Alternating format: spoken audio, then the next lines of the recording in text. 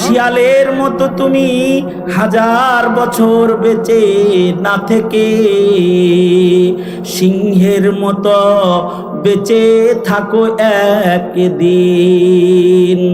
ওপারের ডাকে সাড়া দিয়েও অমর হয়ে তুমি রবে চিরদিন। বাতিলের সাথে কোনো আপোষ নাই। বাতিল যদি হাসিনাও হয়, বাতিল যদি হাজ্জাজ বিন ইউসুফের মতো জালেমও হয়, বাতিল যদি অস্ত্রের দ্বারায় যদি জুলুম করে, বাতিল যদি তার সত্যের দ্বারায় জুলুম করে, বাতিলের মোকাবেলায় শহীদরা ফিলিস্তিনিরা জীবন দেয়, মাথা নত করে না। কারণ মুসলমানের জীবন আপোষ নয়, সংগ্রামী জীবন, সংগ্রামী জীবন মুসলমানের জীবন।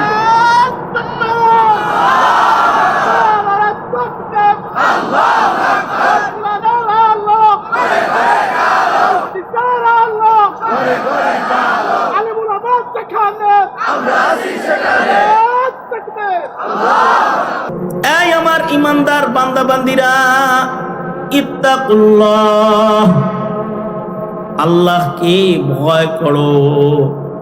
ইত্তাকুল্লাহ, আল্লাহকে ডরো।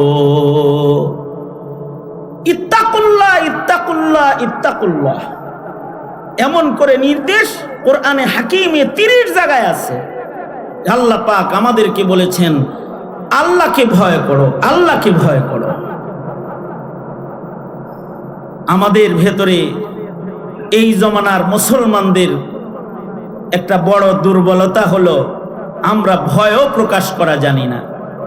আল্লাহকে যে ভয় পাই এটা প্রকাশ করা জানি না। আমরা বস্তুর ভয় প্রকাশ করি তাড়াতাড়ি, কিন্তু আল্লাহর ভয় প্রকাশ করি না। আমরা আজব বাঘরে ভয় পাই, কিন্তু বাঘের বানানেওয়ালাকে ভয় পাই না। সাপকে ভয় পাই, সাপ যিনি বানাইছে তাকে ভয় পাই না। ভূমিকম্পকে ভয় পায়, কিন্তু ভূমিকম্প যিনি দেয় তারে ভয় পায় না। এবং ভূমিকম্প দেখে ভয় পাইতেছে এটা বোঝা যায়। আরে কিসের? গাছের পাতা পড়লে ভয় পায় বোঝা যায়। পাগলা কুকুরের ঘেউ ঘেউ শুনলে ভয় পায় এটাও বোঝা যায়। গাছের পাতা পড়ছে, পিছনে অন্ধকারে একটা আওয়াজ হয়েছে, সিটটা মিটটা উঠছে, থুথু থুথু থুথু থুথু মেয়েরা বুকের উপরে থুথু মারছে, বোঝা গেছে সিটটা উঠছে, ভয় পাইছে। কুত্তা দেখলে ঘাবড়ায় গেছে, চেহারা দেখে বোঝা যায় ভয় পাইছে। মামলাকে ভয় পাইছে বোঝা যায়। পুলিশ দেখলেই দৌড় দেয়, হেরে ধরতে আইছে না কারে ধরতে আইছে আল্লাহ জানে। কিন্তু মামলাকে ভয় পায় বোঝা যায়, হামলাকে ভয় পায় এটা বোঝা যায়। যেমন শেখ হাসিনা চতুর্দিক থেকে যখন ছাত্র জনতা হামলা করেছে সে ভয় পেয়েছে, বোঝা গেছে। এত গরম গরম কথা কইছে, কিন্তু হেলিকপ্টারে চলে ভালো হয়ে গেছে, ভাব দেখেই বোঝা যায় ভয় পাইছে। আদালতের রায়কে ভয় পায়, কিন্তু বিচার দিনের যিনি মালিক তার আদালতকে ভয় পায় না। সকল বিচারপতির বিচার যিনি করবেন তিনি কে? আওয়াজ করে বলেন তিনি কে? সকল রাজার বিচারও যিনি করবেন সে রাজার নাম কি? বাদশার বাদশাহ আল্লাহ তাআলা, তাকে ভয় পায় এটা বোঝা যায় না। তবে ওই বান্দাগুলা সফল বান্দা যারা আল্লাহর ভয় প্রকাশ করে ফেলায়, যাদের দেখলে বোঝা যায় যে তারা আল্লাহকে ভয় পায়, যারা আল্লাহর ভয় প্রকাশ করে ফেলতে পারে, মহান রব্বুল আলামিন এই বান্দাগুলার সম্মান আল্লাহ তাআলার কাছে অনেক বেশি। আল্লাহর ভয় প্রকাশের তরিকা যার যত বেশি, সম্মান তার তত বেশি। ইন্না আকরামাকুম ইনদাল্লাহি আতকাকুম, যে বেশি মুত্তাকি সে বেশি সম্মানী, এটা প্রকাশ করতে হবে। আপনারা আজকে যারা এখানে বসে রয়েছেন তারা আল্লাহর ভয় প্রকাশ করতে পারতেছেন, এটা একটা প্রকাশ পদ্ধতি। বাজারে যারা ঘুরতেছে হুজুর কি আর মিথ্যা কথা বলবে মাইক দিয়া? আমরা বাজারেই থাকি, তো খোদার ভয়টা প্রকাশ করার সুযোগ পেয়েও করলো না। আল্লাহর ভয় যদি কারোর ভেতরে পরিলক্ষিত হয়, আল্লাহ পাক ওই বান্দার প্রতি ক্ষমার নজর দেয়, দয়ার নজর দেয়। আল্লাহু আকবার বলেন, দয়ার নজর দেয় আল্লাহ। জিনিসটা বুঝাইতে গিয়ে আমি কখনো কখনো আমার ঘরের গল্প বলে থাকি। আমার ঘরের একটা গল্প আমি বলি মাঝে মাঝে। সেটা হলো 2 দিন 3 দিন মাহফিল করে বাড়িতে যাই। তো 3 দিন দূরের সফর ছিল, বাড়িতে যাচ্ছি, রাস্তায় ফজর হয়েছে। ফজরের নামাজের পর থেকেই বেগমের টেলিফোন শুরু হয়েছে। কই আসি, কদ্দুর আসি, কোথায় আসি? বাসায় পৌঁছতে পৌঁছতে 8:30 9টা বেজে গেছে। আশ্চর্য, ওই দিন আর দরজা খুলতে কলিং বেলও চাপা লাগে নাই। আমার জুতার আওয়াজ দরজার সামনে যাওয়ার সাথে সাথে দরজাটা খুলে দিছে। কিন্তু বেগমের হাতে একটা বড় সড়ো লাঠি আছে। লাঠিটা আমার জন্য না, লাঠিটা দরজাটা খোলার সাথে সাথে আমারে ধরায় দিছে। ধরেন ধরেন, লাঠি ধরেন। মাদ্রাসাগুলো খোলা ছিল, শান্তিতে ছিলাম। বন্ধ হইছে, এই যে আপনার ছেলে মেয়ে সব মাদ্রাসায় আইছে, মাদ্রাসার থেকে বাসায় আসছে। এগুলো আমার কথা শুনে না। আমার মাথার চান্দির চুল পড়ে গেল, প্রেসার হাই হয়ে গেল, আমার মেরে ফেলাই দিবে ওরা। এগুলোর বিচার করবেন। এই যে কোরআন শরীফ নিয়ে বসতে বলতেছি, বসে না, এটা বলি, এটা করে না, কথা একটা শুনে না। বিচার করলে করবেন, তাছাড়া আপনার ছেলে মেয়ে নিয়ে আপনি থাকেন, আমি যাইয়া। ডাইলগটা খুব কড়া ডাইলগ। আমি তো লাঠি হাতে নিয়ে মোটামুটি বেকুব হয়ে গেছি, কি করতে পারি। লাঠি হাতে নিয়ে হাঁকাইতেছি, এই কই রে, এদিকে আয়, এই অমুক এখানে আয়, তমুক এখানে আয়, সব আয়, বাচ্চা কাচ্চা সবগুলারে জড়ো করছি, আর লাঠি খালি ঘুরাইতেছি। একবার ফ্লোরে বাড়ি মারি আর দেখাইছে দিমু এখন একটা। তা আবার চিন্তা করতেছি, এটা দিয়ে বাড়ি দেওয়া ঠিক হবে?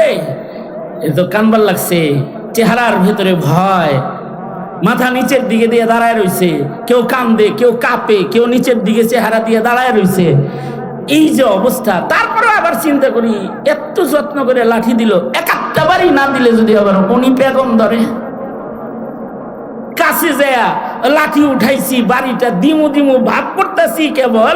ঠিক এমন সময় উনি আমার সামনে এসে দাঁড়ায় বলে, আপনি কি বাপ না আজরাইল? আপনি কি বাপ না আজরাইল? আপনার হাতে লাঠি দিছি আর পিটাইতে হইব? দেখেন না কানবার লাগছে, চেহারাটা দেখছেন, কাঁদতেছে। আর এই লাঠিটা তাকায় দেখছেন, এইটা দিয়ে বাড়ি দিলে আমার ছেলে বাঁচবে? একটু আগে কইছে আপনার ছেলের জ্বালায় বাঁচি না, আমার ছেলে বাঁচবে। আর সন্তানদেরকে বলতেছে, আর কোনদিন মার কথা অমান্য করবি না? আম্মু করবো না, ওয়াদা করলাম করবো না, যা যা যা যা যা যা। দেন লাঠি, আমার হাত থেকে লাঠি নিয়ে গেছে, বাচ্চাগুলোকে তাড়ায় দিছে। সন্তানের চোখে পানি দেখার পরে, অথবা সন্তানের চেহারার রং, অথবা সন্তানের নত জানু দাঁড়িয়ে থাকা লজ্জার চিত্র দেখে যদি মার হৃদয় পাল্টায়,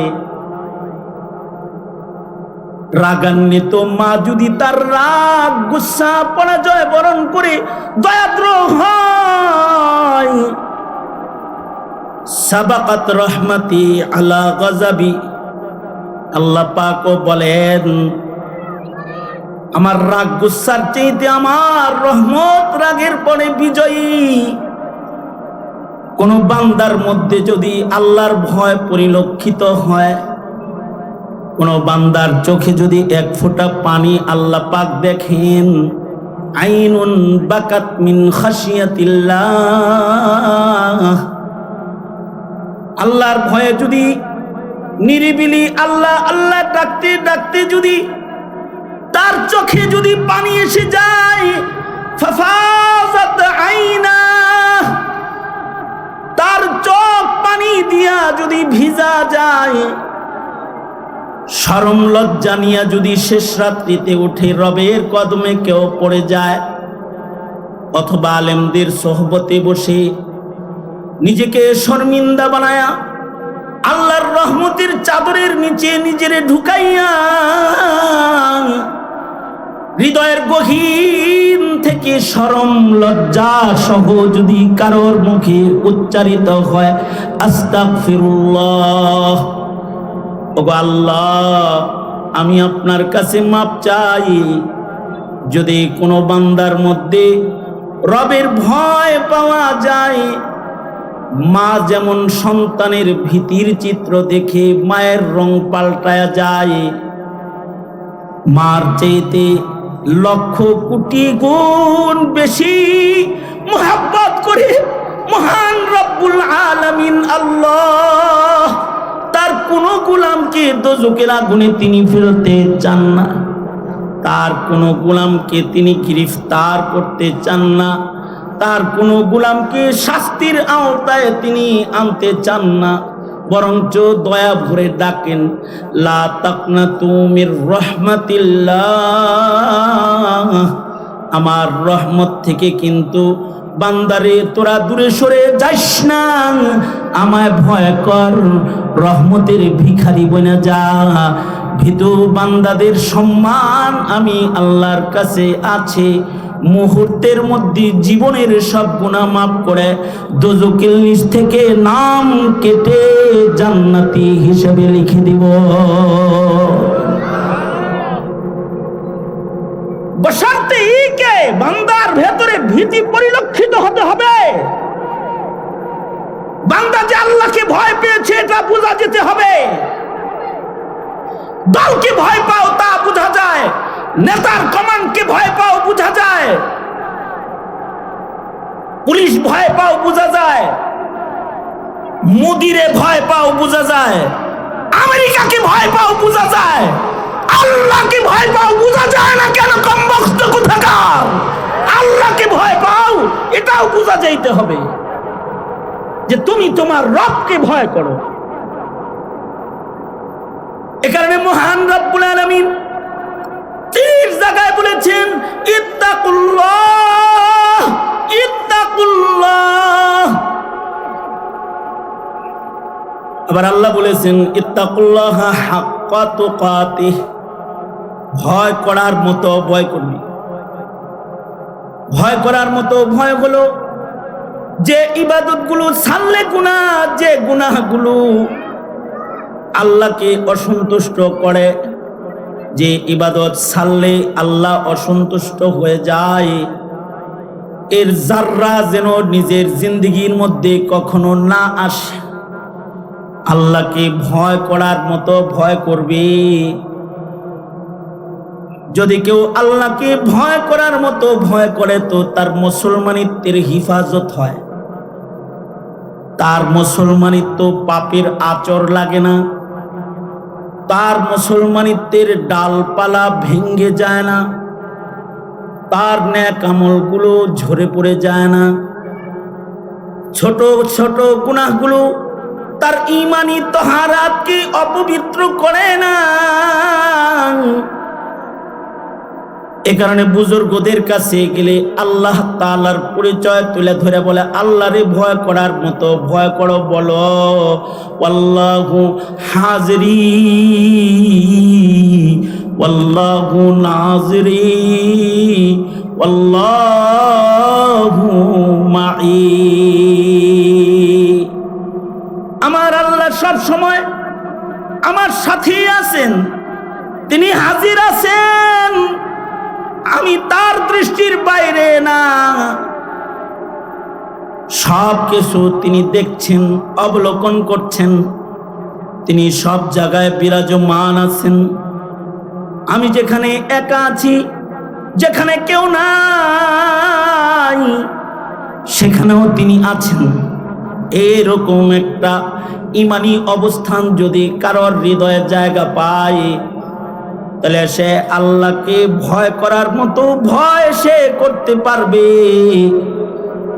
আধার রাতেও তার দ্বারায় কোনো গুনাহ হবে না, মরুপ্রান্তরেও অপরাধ করতে পারবে না। একা একা নিরিবিলি সকলের চোখ ফাঁকি দিয়েও চোখের কোনা দিয়ে কোনো খেয়ানত তার হবে না। কারণ তার হৃদয়ে আছে আল্লাহু নাযরি, কেউ দেখে না কিন্তু ওয়ায়ালামু খাইনাতাল আয়ুন, একজন আমার চোখের সামান্য খেয়ানতটাও দেখে ফেলেন। আমার পরিচিত একটা মোবাইলের দোকান আছে, মাঝে মধ্যে আমি গেলেই আমার মোবাইলটা সে সার্ভিসিং করে, সুন্দর করে গ্লাস পাল্টাইয়া দিবে, কভার পাল্টাইয়া দিবে, অনেক যত্ন। ফাঁকে ফুঁকে খবর পায় যদি যে আমি কুমিল্লা রোডে মাহফিল, রাস্তায় দাঁড়ায় থাকে, জোর করে হইলেও দোকানে ঢুকায়। একবার আমাকে জোর করে দোকানে ঢুকাইলো, আমার মোবাইলটার চেয়ে নিয়ে গেল, নাস্তা দিল, করলাম।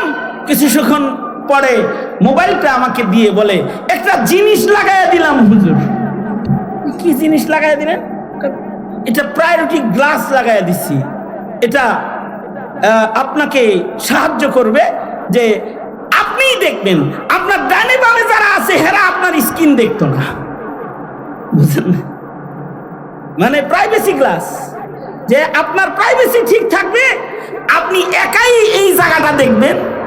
ডানে বসে থাকবে সেই স্পষ্ট দেখবে না, বামে বসে থাকবে আপনি মোবাইলে যাকে দেখছেন সে দেখবে না। আমি বললাম তাই লাভটা কি হইলো? লাভ হইল ভাবির সাথে আলাপ সালাপ করতে পারবেন ভিডিও কলে। আপনি ভাবির সাথে কথা বলবেন, তো ডাইনে বামে যদি লোকজন থাকেও তারা চেহারা দেখবে না। ইয়ারফোনটা লাগাই লইবেন, ওই বসির কথা কয় আর কি, বসিটা লাগাই লইবেন, দেখে কথা বলতে পারবেন। ডাইনে বামে দেখার কোনো ভাও নাই। বাহ, আমারে তো আমার বউ দেখার ভাও করে দিছ, কিন্তু এরকম গ্লাস লাগায় কতজন বিয়াইন আর খালাতো বোন আর মামাতো বোন দেখার ভাও যে তুমি করে দিছ। কারণ তারা যে দেখবে তারাও চিন্তা করবে ও তো কেউ দেখতেছে না তো। কিন্তু মনে রাখতে হবে, বন্ধ ঘরে প্রাইভেসি ঠিক করে তুমি যদি তোমার চোখ দিয়ে কোনো ছোট্ট গুনাহ করো, পৃথিবীর কেউ যদি ওটা নাও জানে, আওয়াজ করে জোরে সরে বলো, কে জানবে? সেটাও আল্লাহ জানবে। ওয়ায়ালামু খাইনাতাল আয়ুন, রব্বুল আলামিন চোখের খেয়ানতটাও জানেন। এই ভয় যদি কারোর হৃদয়ে জমা রয়, সে অতি সংগোপনেও কোনো পাপের কাজ করতে পারবে না। আল্লাহ বলেন, বান্দা তোমার হৃদয়ে আমার ভয়টা এরকমই বানাও। ইত্তাকুল্লাহ, তুমি তোমার রব আল্লাহকে ভয় করো।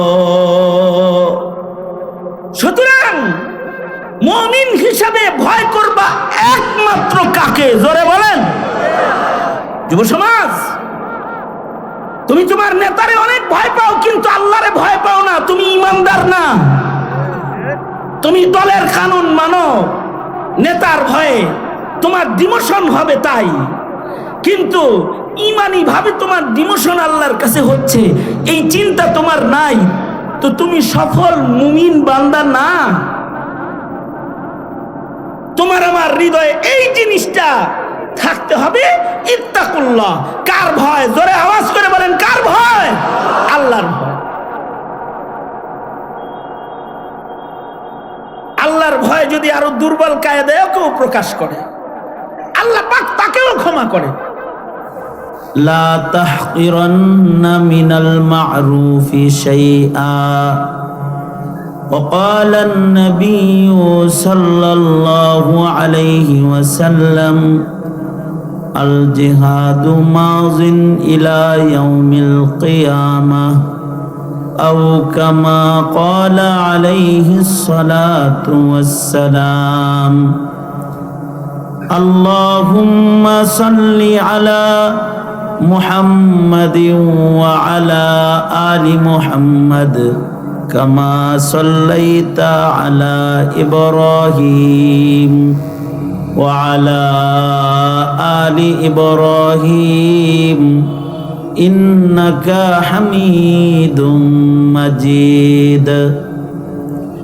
আল্লাহুম্মা বারিক আলা মুহাম্মাদিন ওয়া আলা আলি মুহাম্মাদ কামা বারাকতা আলা ইব্রাহিম ওয়া আলা আলি ইব্রাহিম ইন্নাকা হামিদুম মাজিদ। সত্যের সন্ধানে ইসলামী পাঠাগারের উদ্যোগে আয়োজিত বার্ষিক ওয়াজ মাহফিল 2026 মাহফিলের মোহতারাম সাদার, টাঙ্গাইলের ওলামায়ে কেরামের মুরব্বী, আমার মুরব্বী, ধুলিরচর মাদ্রাসার সম্মানিত প্রতিষ্ঠাতা মুহতামিম, টাঙ্গাইল জেলা কওমি উলামা পরিষদের সংগ্রামী সভাপতি হযরতুল আল্লাম হযরত মাওলানা আব্দুল আজিজ দামাত বরকাতুহুম, উপস্থিত রয়েছেন দেশের বিজ্ঞ ফকিহ হযরত উলামায়ে কেরাম,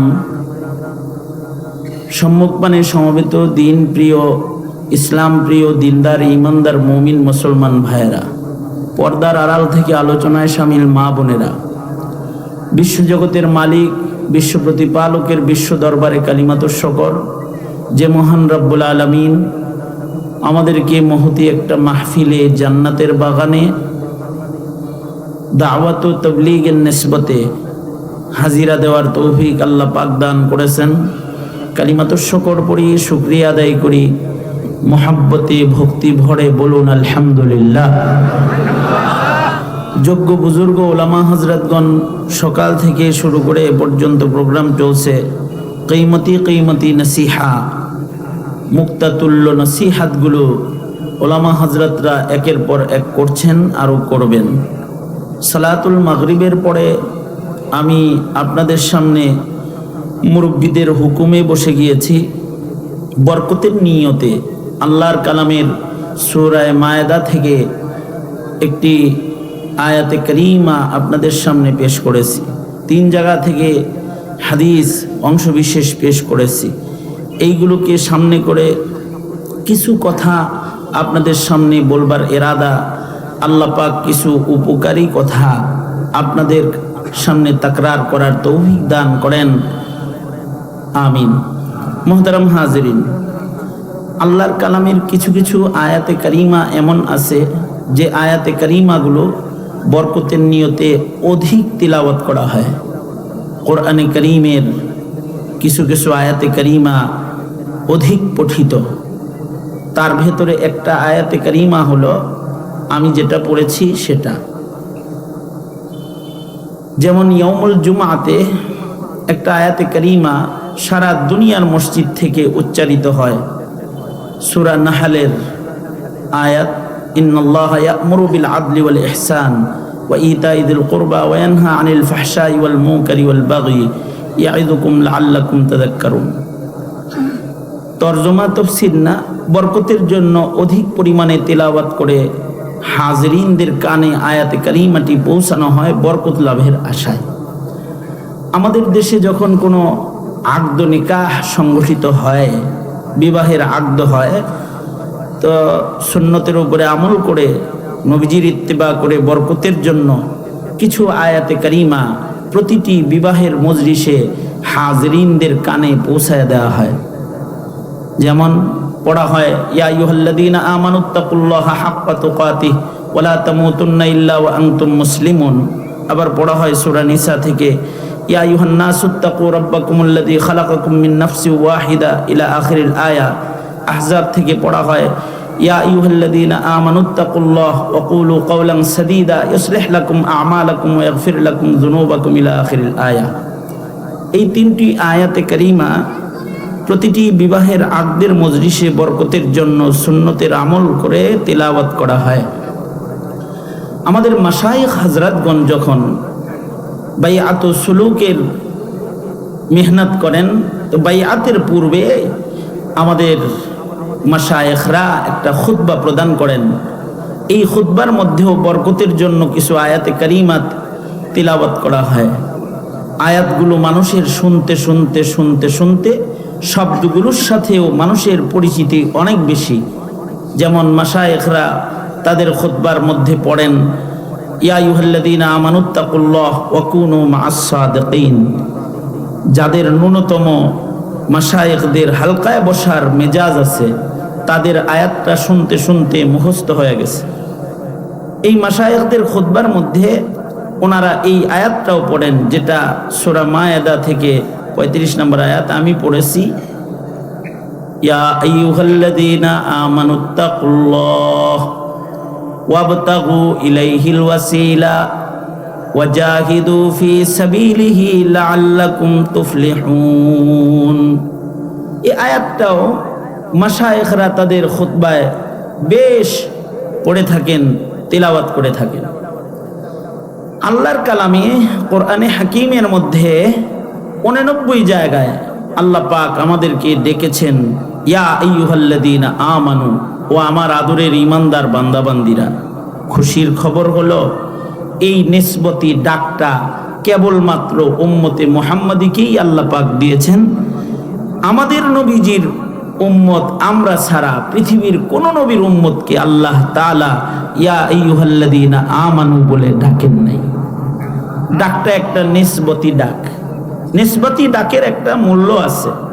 আপনি যদি কাউরে নাম ধরে ডাক দেন, ইসমাইল, ইব্রাহিম, এদিকে আসো, তা ডাক না দিয়ে যদি বলেন, দোস্ত, বন্ধু, দাঁড়াও, নিসবতের ডাকের মধ্যে মায়া, মমতা, ভালোবাসা বেশি। আমার আব্বাজান রহমতুল্লাহ আলাই, আমাদের 3 বোন, আমরা জীবনে দেখি নাই যে আব্বা আমার বোনদেরকে নাম ধরে ডাকছে। 3 বোন রে নিসবতে ডাকতো, বড় আজব ঢঙ্গে ডাকাডাকি করতো। বড়জন রে বলতো বড় আম্মু, মেজজন রে বলতো মাজ্জা আম্মু, ছোট জন রে আদর করে বলতো কুটি আম্মু, নাম ধরতো না। আমরা মাঝে মাঝে বলতাম যে বাড়িতে আব্বার মার অভাব নাই, এগুলো বলতাম। নাম ধরে ডাকলে যতটুকু মোহাব্বত প্রকাশ পায়, নিসবতে ডাকলে তার চাইতে 1000 গুণ বেশি মোহাব্বত প্রকাশ পায়। রব্বুল আলামিন তার বন্ধুর উম্মতদেরকে নিসবতে ডাক দিয়া মোহাব্বতটা ডাকের মাধ্যমেই বেশি করে প্রকাশ করে ফেলছেন। আল্লাহ পাক বলেন, ইয়া আইয়ুহাল্লাযীনা আমানু, ও আমার আদরের ঈমানদার বান্দা বান্দিরা। তার মানে ডাক দিয়ে আল্লাহ পাক বান্দার আসনটা আমাদের দিয়ে দিয়েছেন। ডাক দিয়ে আল্লাহ পাক আমাদেরকে আল্লাহর জান্নাতের মালিকানাও যেন ঘোষণা করে দিয়েছেন। ডাক দিয়ে আল্লাহ তাআলা আল্লাহ পাকের মোহাব্বত এই উম্মতের জন্য প্রকাশ করেছেন।